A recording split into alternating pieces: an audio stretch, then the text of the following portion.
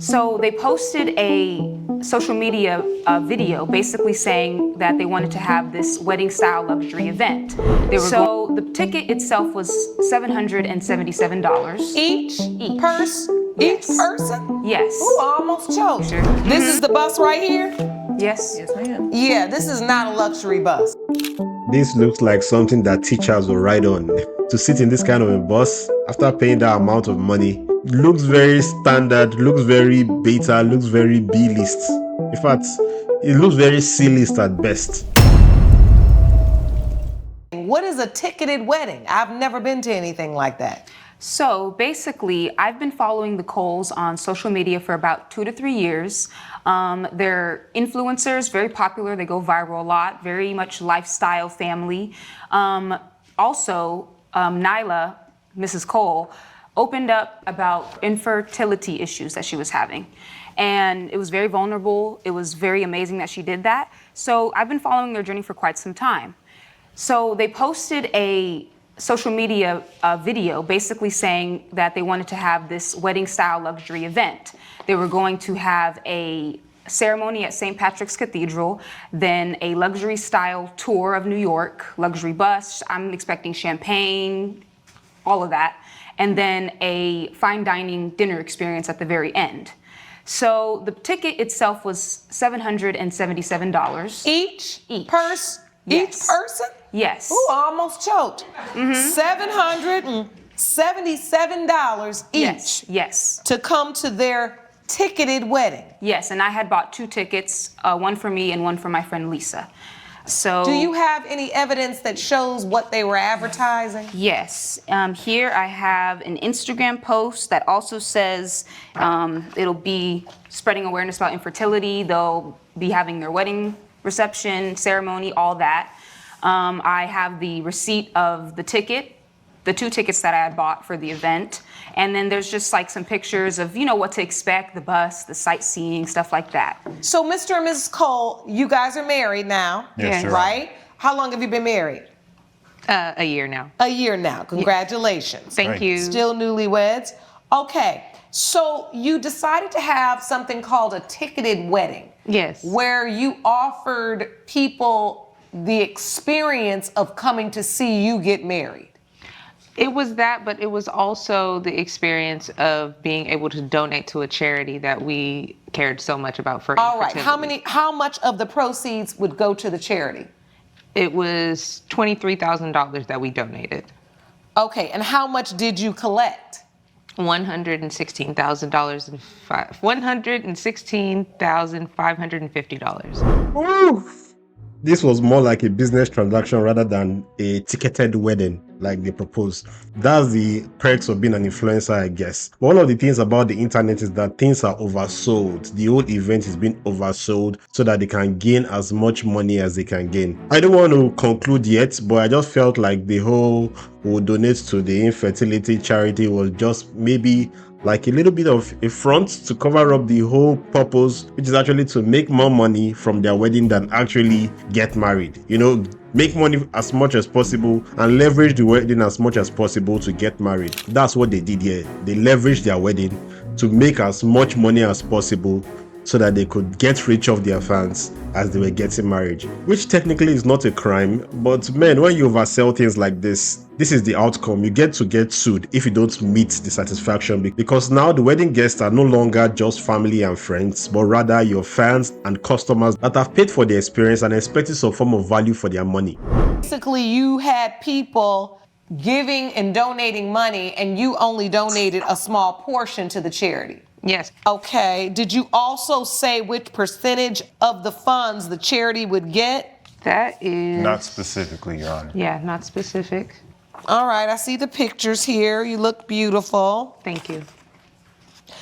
So I need to ask you, Ms. Lewis, what would possess you to want to pay $777 to see somebody get married, especially if they're influencers, because they ain't going to do nothing but put it online anyway at the end of the day? Of course, but like I explained earlier, I've just been following them for a while. You know, it was a charitable event. I thought, you know, why not?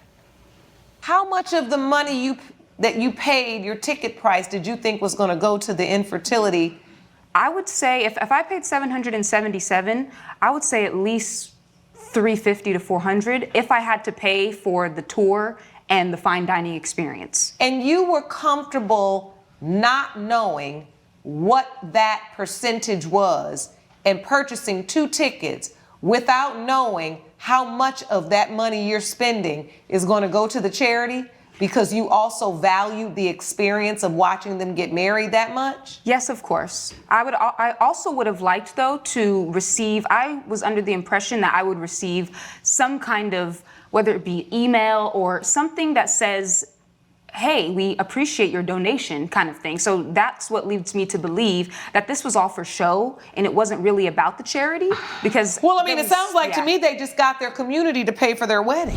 That's exactly what they did. They leveraged their wedding to just rip off their fans and make as much money as they could make from the whole wedding thing. It was literally a very good way to get money off their fans and oversell what was not the original intention in the first place. So, Mr. and Ms. Cole, what was the idea? I mean, if you made $116,000, you only gave $23,000 to the charity. Presumably, you used the rest of those funds to pay for this lavish wedding. Well, we have the evidence of all of the purchases that we made for the wedding. Even though we did collect money, we still paid some out-of-pocket money for us to do this wedding. All right, so let me see your evidence.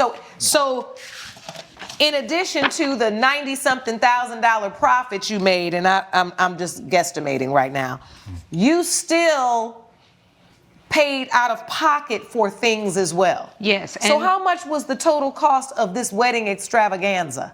Approximately $93,000. All right, so... And it was stated what was being paid for with the money that we raised. Okay, so the total wedding was $93,550. Yes. That's how much you had after you donated the $23,000. So I think we switched it. We paid for everything with that money that was used. The $93,000 we paid for the transportation and the production and the food and the tour and everything. And then what was left over from that, we paid $23,000 and donated that to Hope for Love. So you basically paid for your wedding with the money that your community donated, and what was left over, you gave it to the charity. We explained this from jump, though, like what we were funding. Everybody, this was on video. We posted. Do you it on guys social have any of the media. videos? The social media, it's on our social media.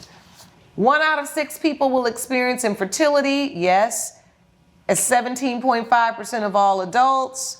There was barely anything about infertility awareness. There was supposed to be a video on the bus. If you could see in one of the pictures that I provided, we somehow didn't even make it onto the luxury bus. Me and my friend Lisa, we ended up getting on this very janky bus that looked like it just came to drop somebody else off because they ran out of room. What happened to the luxury bus?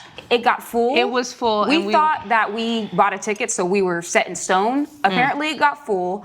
And we had to ride in this bus that had no presentation about the charity. Why weren't there more luxury buses to hold all of the people with the tickets, Ms. Cole? I think we had a miscalculation of people, and we only ordered 3 buses, which holds 50 people per bus. No, it was not a miscalculation of people. It was you guys trying to just save as much money as you could save and minimize on logistics so that you could gain as much as you could gain. The fact that it was no longer a wedding, but rather like an event that was orchestrated for the fans to come, and it was supposed to be sold as an infertility thing, they're supposed to have prioritized on the customer satisfaction, because the fans are customers here. They are paying $700 for a deal and experience that they're supposed to get.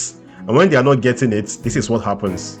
So you guys were minimizing on logistics, and that's why some people that paid $700 couldn't even meet up with the bus and had to go on a standby vehicle. How did you miscalculate? Because friends and family came. Had they paid?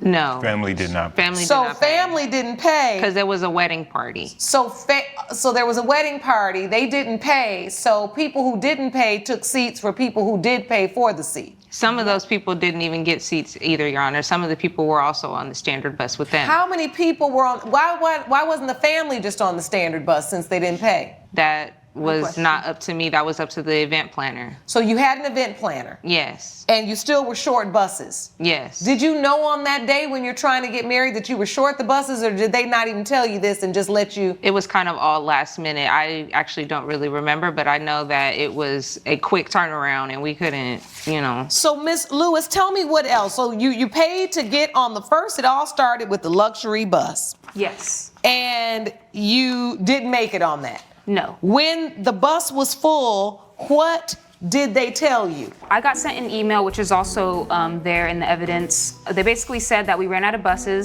so I figured, okay, we'll just wait for another luxury bus. But What are you guys talking to yourselves? What is the side discussion happening in court here? Why are you guys having some side discussions in court?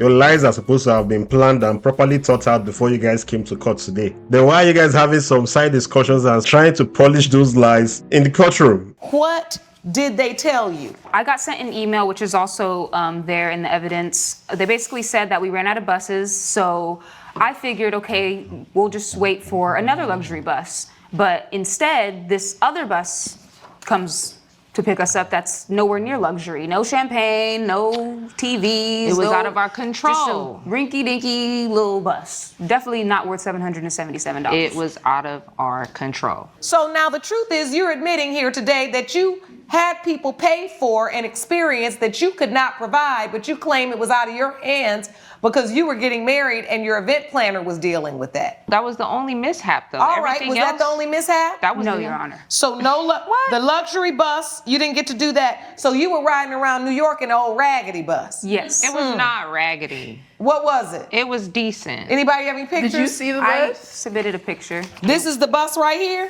Yes. Yes, ma'am. Yeah, this is not a luxury bus. This looks like something that teachers will ride on. It doesn't look like something that will pay $700 for. To sit in this kind of a bus after paying that amount of money. At least put some decors. This looks so bland, so plain. Looks very standard, looks very beta, looks very B-list. In fact, it looks very C-list at best. This is not the kind of bus that you are supposed to allow these guys stay on. Just a very sad one, man. It couldn't be luxury because they ran out of buses. And I paid $777? But they got the rest of the experience. So did you get the rest of the experience, Miss Lewis? Tell me what else happened. We ended up getting to the reception late because we had to wait for the janky little bus you saw on the screen. Because you had to order more buses because the Yes. luxury buses were full. Mm-hmm. So then you So- got to the reception late. We were late to the reception. Everyone was already eating, so the food was cold. We didn't even get to have the appetizer. And before we even feel like we got to settle in, they were already cleaning up. And to me, $777 is crazy, but you could pay that at a really nice restaurant. So I figure add that with the wedding and the tour, it could be valued at that if the fine You're dining feeling like is. for New York prices, for a person, $777 where you would get a tour, which you'd probably pay about $100 to $200 for in New York. And then you're getting a luxury dinner with courses. dining, And then you're drinks. also sharing the day with some of your favorite influencers, and you're also donating to charity. In your mind, that all rationalized. Yes. The only problem is that you feel like the bookend of it you didn't receive. It seems clear that you outlined an incredible day that you had people pay for. Yes. And then some of those people did not get the experience of that day. We didn't know that people weren't enjoying themselves. Everybody was taking pictures, they were laughing, they were having fun. There wasn't anything that was People you were around.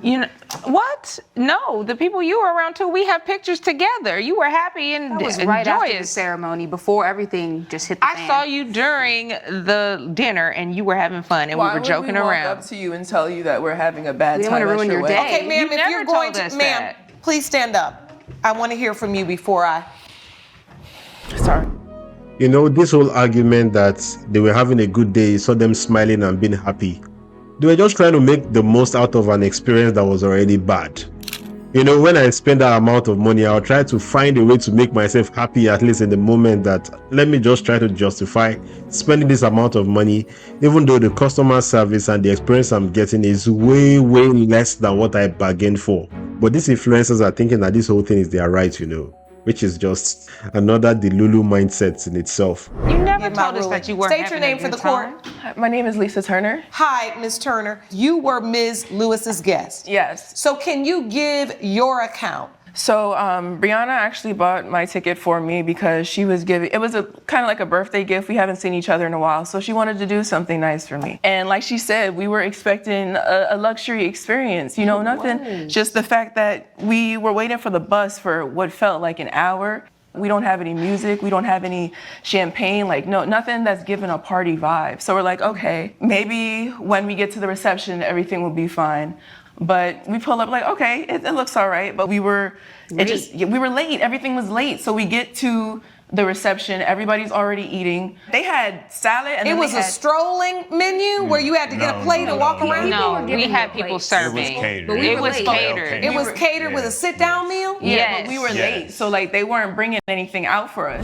This is the only time you hear the man speak. The man has only spoken in the part where he's sure of. The other part, he just allows his wife to do the talking because dude can't lie for Africa. He can't lie for himself, man. So the bottom line is by the time the bus was late and you got there, you got the end of the food. It wasn't as if there was still your plate service of what you Correct, would have yes. ordered.